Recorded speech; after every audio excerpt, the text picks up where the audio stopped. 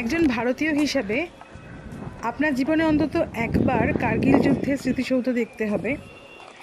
এই উপমহাদেশের মানুষের জন্য এটি সবচেয়ে বড় তীর্থযাত্রা। আমরা কার্গিল শহর থেকে দ্রাসে যাচ্ছিলাম, যা ঘন্টা দুয়েকের দূরত্বে অবস্থিত। টোলোলিং পর্বতের পাদদেশে দাঁড়িয়ে আছে কার্গিল যুদ্ধের স্মৃতিসৌধ। দূরত্বে আপনি টাইগার হিল দেখতে পাচ্ছেন, অপারেশন বিজয়ের সময় সবচেয়ে ভয়ঙ্কর যুদ্ধক্ষেত্র, যা ভূমি রক্ষা করেছিল এবং শত্রুদের আধুনিক দিনের এলওসি থেকে ফিরে যেতে বাধ্য করেছিল। গোলাপি বেলে পাথরের বেদিটি একটি দূরত্বে দাঁড়িয়ে আছে, যেখানে 570 জন শহীদের নাম রয়েছে। ঘন তুষার দ্রাসে পৃথিবীকে ঢেকে দিয়েছিল। প্রত্যক্ষ সংঘর্ষের মাধ্যমে বা বোমা নিষ্ক্রিয় করার সময়, কার্গিলকে রক্ষা করার সময় তাদের জীবনদানকারী শহীদদের স্মরণে একাধিক ফলক লুকিয়ে রেখেছিল। 1965 থেকে 2020 সালের মধ্যে খোদাই করা তারিখগুলি। যুদ্ধ হিমালয়ের এক বিস্ময়কর উচ্চতায় লড়াই হয়েছিল, তাও নিষ্ঠুর দীর্ঘায়িত লাদাখি শীতের শেষ প্রান্তে।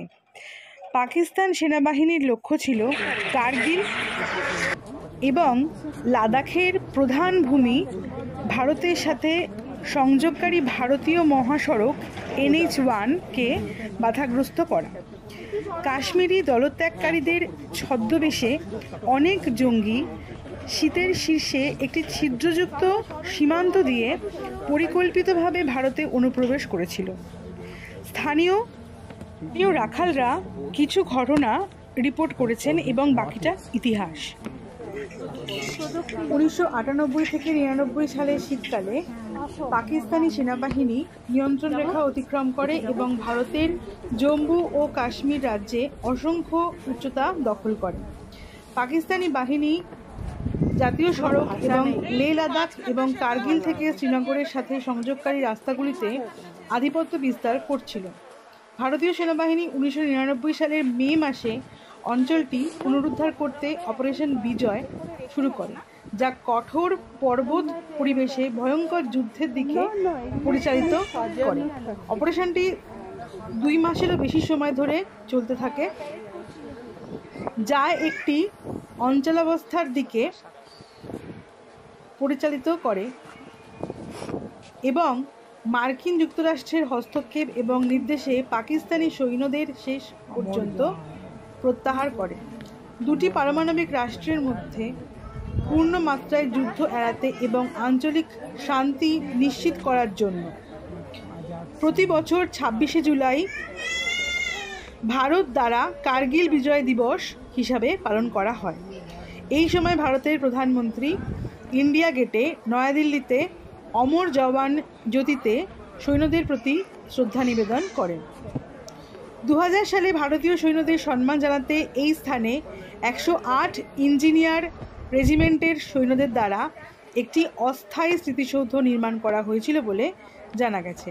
বর্তমান আকারে স্মৃতিসৌধটি ভারতীয় সেনাবাহিনী নভেম্বর 2014 সালে নির্মাণ করেছিল।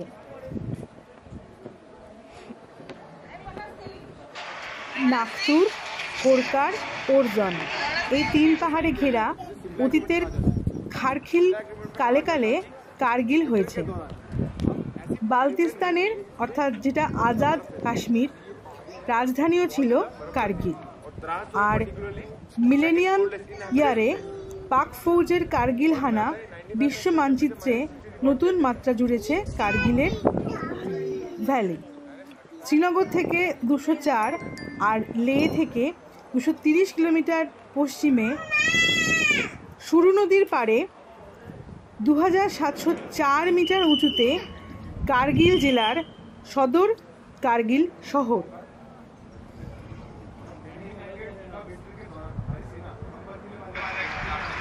কার্গিল শহর থেকে দ্রাস যুদ্ধের স্মৃতিসৌধ 60 কিলোমিটার, যেটা কিনা কার্গিল থেকে 2 ঘন্টা সময় নেয়। আপনি যদি শ্রীনগর থেকে যান তাহলে আপনাকে জজিলা পাস দিয়ে গাড়ি চালাতে হবে এবং পথের প্রথম স্টপ হলো দ্রাস। লে থেকে যদি আপনি আসেন, আপনি শ্রীনগর ফেরার পথে বা দিনের সফরে দ্রাস যেতেই পারেন। সেক্ষেত্রে কার্গিল কয়েক রাত কাটাতে এবং ওই অঞ্চলের অলৌকিক সৌন্দর্য অন্বেষণ করার পরামর্শ আমি আপনাদেরকে দিচ্ছি।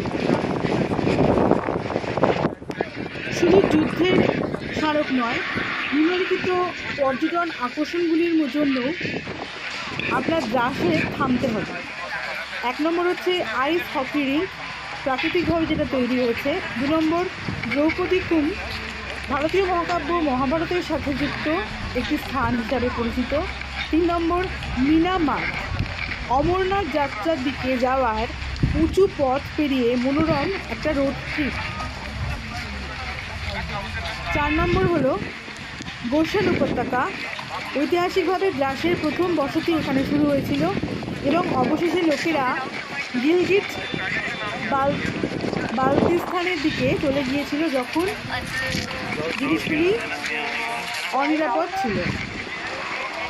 5 নম্বর হচ্ছে মুস্কো উপত্যকা, গ্রীষ্মকালে বন্য ফুলের জন্য বিখ্যাত। যুদ্ধটা কি এখানে হয়েছিল?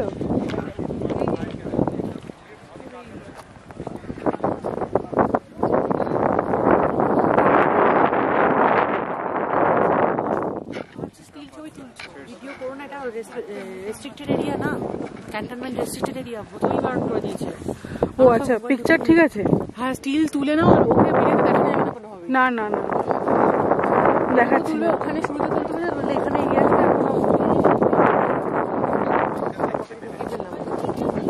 ধরা পড়লে কে জানে চিন্তাই হবে। আগের ব্লগ মিটে যাবে।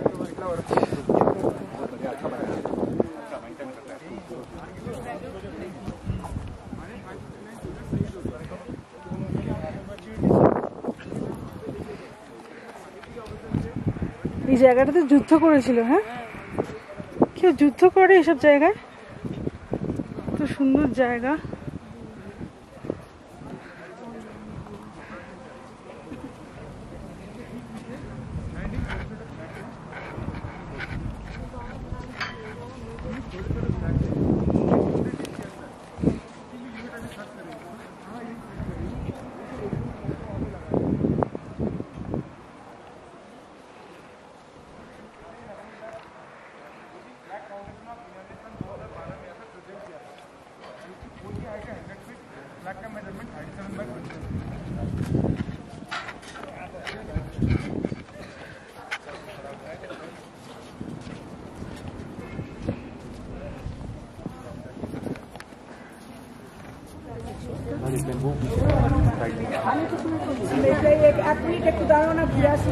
यूनिफॉर्म में जो बंदा है उसका वो फोटो वीडियो मत लेना।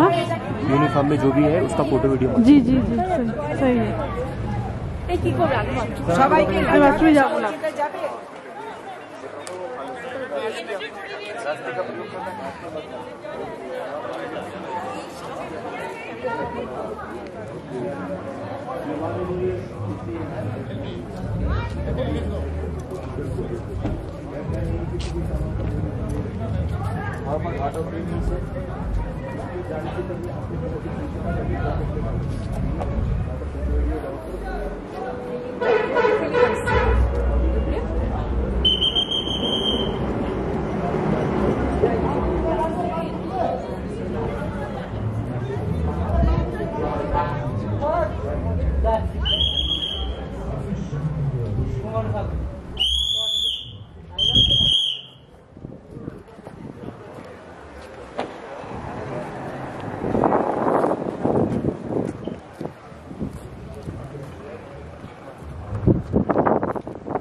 কোথায় গেল? চন্দ্রিমা গেল না, এগিয়ে গেছে।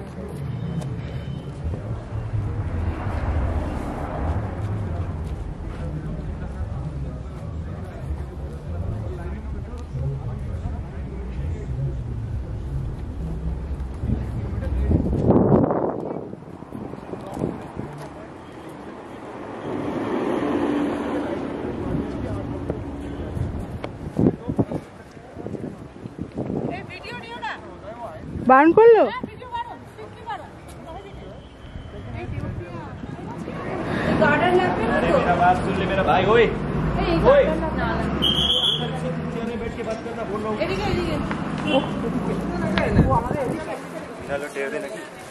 हाँ आपका ग्रुप आ गया मैं पूरा आप देख लीजिए। अभी मैं कुछ इंस्ट्रक्शन बताऊंगा उन्हें फॉलो करना, ठीक है? मैंने वीडियो मत बनाइए। দেখা হয়ে গেল কারগিল ওয়ার মেমোরিয়াল।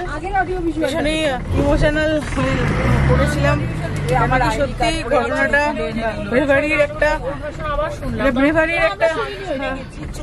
মেমোরিয়াল, এটা ইন্ডিয়ান আর্মি। দেখা হয়ে গেল। আর আমার ইচ্ছা হলো আমার বাবা মাকে আমি এখানে নিয়ে আসবো, আর বোনকে বলবো এখানে আসতে। তো ভীষণই সুন্দর একটা জায়গা। কিভাবে কারগিল যুদ্ধটা হয়েছিল, কতদিন ধরে হয়েছিল, সমস্ত কিছু এখানে ডেমনস্ট্রেট করা হলো। অনেক মিউজিয়াম আছে সেখানে, অনেক রকম যেভাবে ব্যবহার হয়েছিল অস্ত্র শস্ত্র, তারপরে কিভাবে কোন কোন শৃঙ্গে যুদ্ধটা হয়েছিল, সমস্ত বিবরণগুলো শুনলাম, শুনে খুব ভালো লাগলো। আর এখন আমরা যাচ্ছি ফিরে যাচ্ছি কারগিলে। আজকে